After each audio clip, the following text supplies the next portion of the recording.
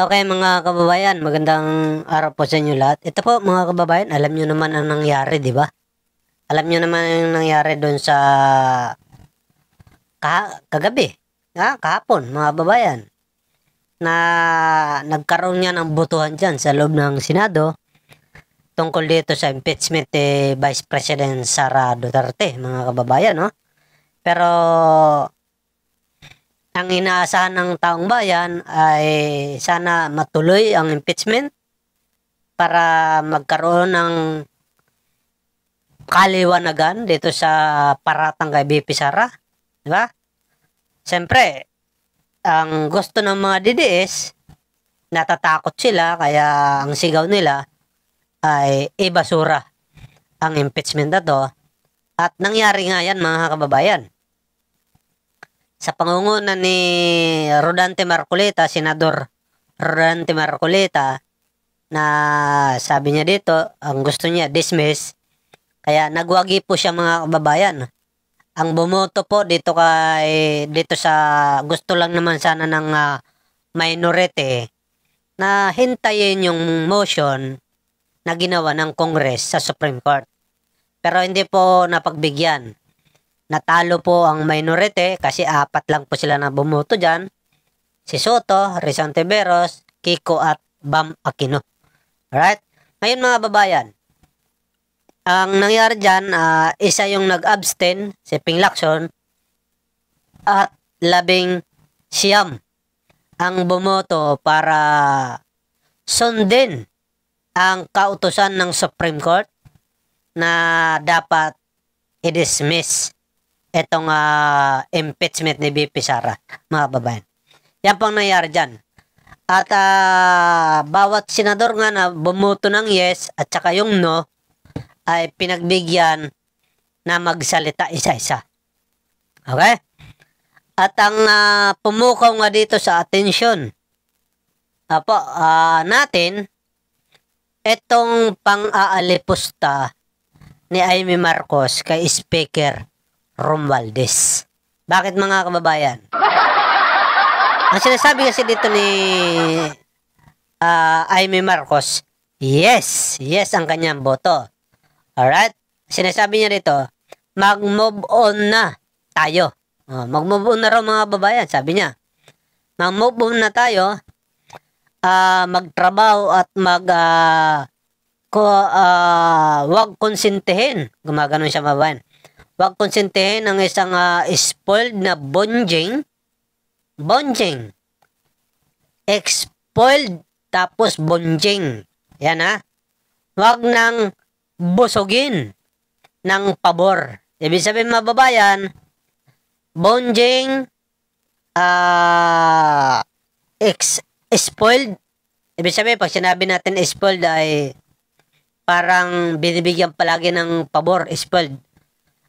Bonjing, malaking tiyan. Yan ang mga light dito ni Amy Marcos, mga babayan. Tapos, wag nang busugin ng pabor. Ibig sabihin, pagkampi. Parang pinapaboran mo siya, mga babayan, ganun. Alright? Wag nang pumayag dahil sa pabuya, sa suhol, parang ganun. Wag tayo magpalaki ng buhaya. Wag daw tayo mag-alaga ng buhaya. Yan ang sinasabi niya dito. Buhaya. Pag sinabing buhaya mga babayan, yan po ay malakas kumain. Mga ganun. Malakas mangkurakot. Buhaya.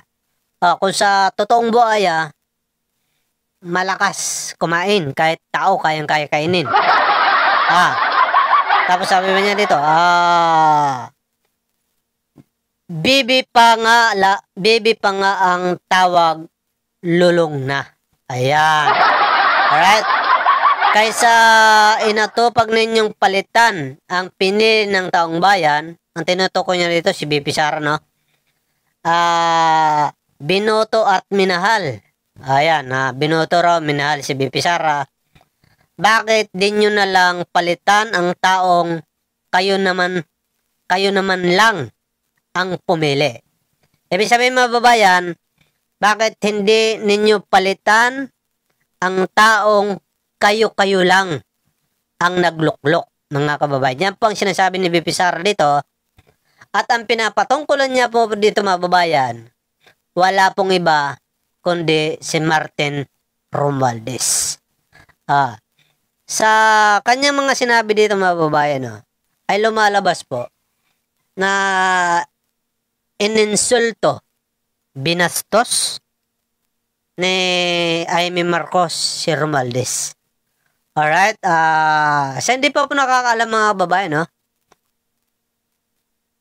ito po si Amy at Martin Romualdez magpinsan. Magpinsan po sila at kapatid po siya ni PBBM. Alright, pero may mga nagsasabi naman na itong si Amy Marcos ay di umano, ampon. Kaya siguro galit siya kay Romualdez. Hindi lang ako sure, pero sa palagay ko naman, mukhang hindi naman yata ampon ito. Mukhang Marcos talaga ito, mga babayan, di ba? Marcos talaga ito. Alright? Ngayon, mga babayan, dahil sa kanyang pang-insulto dyan, hindi po nagustuhan ng taong bayan. Habang nagsasalita si Amy Marcos kagabi, kahapon dyan sa plenaryo ng Senate, ay mayroon po mga sumisigaw at nag-thumbs down.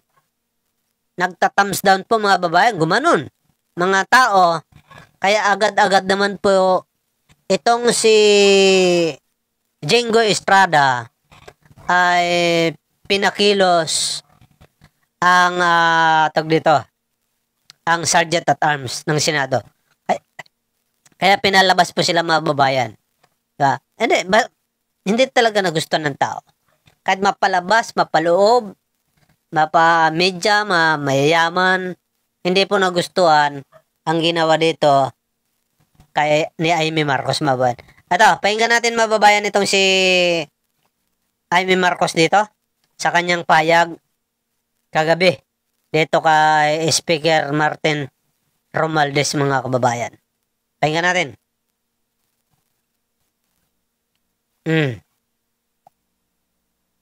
I vote a resounding yes. Sa hinaba-haba kong pagsisilbi sa Kongreso, sa 12 taon na nanilbihan kami, ang trabaho ng kongrestista sa pagkaalam ko ay maging kinatawan ng kanilang distrito o kanilang sektor. Bakit naman ngayon ay naging tagabantay na lamang sila ng humihiyaw na dambuhalang sanggol? Ginawa ng bonjing na armas ang... Parang ang sinasabi dito ni Amy Marcos, mga babayan, matagal din daw siya naglingkod sa Congress. Tapos, ang ginawa raw ng mga congressman, binabantayan na lang si Martin Romualdez. Yan ang tinutukoy niya dito, mga babayan, Impeachment. Ang dating para sana sa kaayusan ng sistema, ginagawang pampagulo, panakot at sandata laban sa mga kinaiinggitan, kinaiinsecuran ng mga lulong sa kapangyarihan. Galangin naman natin ang Korte Suprema. Huwag tayong umastang Supreme Court. Supremest pa. Wala namang ganun Sa mga kapatid kong senador, paano tayo magiging dakilang mambabatas kung tayo mismo ay hindi susunod sa batas? Ang boses ng Korte Suprema ay boses ng... Yan na nga yun Paano raw magiging dakila kung hindi tayo susunod sa batas? Paano, hindi ba batas ang magkaroon ng trial dito sa di umano paglulustay ni Vice President Sara Duterte? Diba? Pagsunod din naman yan sa batas. Diba ba, mga kababayan? Pagsunod din yan sa batas baka tinutukoy dito ni Amy Marcos yung pagsunod sa kautusan ng Supreme Court. Yan ang kanyang tinutukoy, mga kababayan. Konstitusyon. At kung sino man ang sasapaw sa boses na ito ay isa lang ang tono. Ambisyon. Kaya naman, mag-move on na tayo. Magtrabaho at huwag konsintihin ang isang spoiled na bonjing. Huwag nang busugin ng pabor. Huwag nang pumayag dahil may pabuya. Huwag tayo magpalaki ng buwaya, baby pa nga ang tawag, lulong na. Sa mga mahal kong kongresista, may suggestion po ako. Ito, suggestion lang naman, Huwag niyong masamain. Kesa inaatupag ninyong palitan ang pinili ng taong bayan, binoto at minahal. Bakit di nyo nalang palitan ang tao, kayo naman lang ang pumili? Ayaw paawat ng iba sa kaka-flex. Ano kaya kung yung speaker nyo na lang ang paltan nyo? Kaya nyo yan. At dahil dito, bumuboto ako ng malakas na oo. Ayan mga babayan, ang banat ni Amy Marcos ha. Pero nalaman kasi ni Amy Marcos na binabati ko siya dahil sa kanyang paninira na ganyan. Kaya nagpaliwanag siya. Sabi niya dito, wala naman akong pinapangalanan. Totoo, wala po siya pinapangalanan. Pero hindi naman tanga yung taong bayan. Siguro yung mga DDS bobo. Pero yung iba, alam na alam kung sino pinapatungkulan. Wala pong iba kundi si Speaker Martin Romualdez. Bakit? Napakaliwanag naman ng kanyang sinabi. Mga kongresista. Ano kaya kung palitan nyo na lang ang speaker nyo? Sino ba yung speaker? Pag sinabi bang kongresista, sino ba yung mga congressman?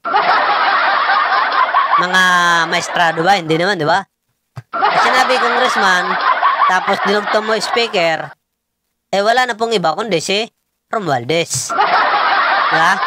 Ang pinagtataka ko lang dito mga babayan, ba't galit na galit ito si Amy Marcos sa kanyang pinsan na si Martin Romualdez?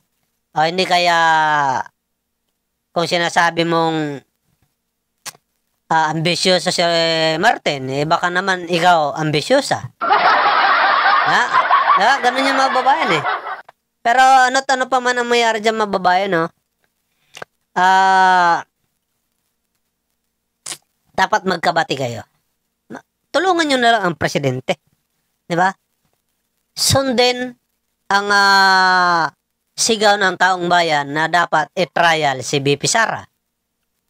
Dapat sundin yan. Sundin mga kababayan ang sigaw ng tao. 66% po ang naniniwala na i-trial si BP Sara. Diba? Tapos tulungan nyo po ang presidente natin. Diba? Ano lang naman yan puro pares lang din naman kayo Tulungan po natin, tapos magkaisa po kayo para sa taong bayan. Ngayon, kung walang kasalanan si BP, edi i-acquit nyo.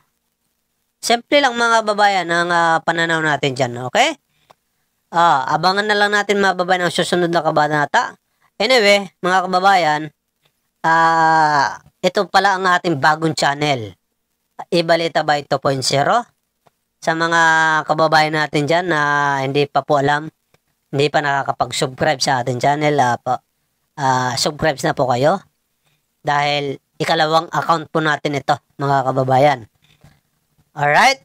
Salamat po. At pakilike na rin po ng ating video. At pakishare po mga kababayan. Salamat. God bless.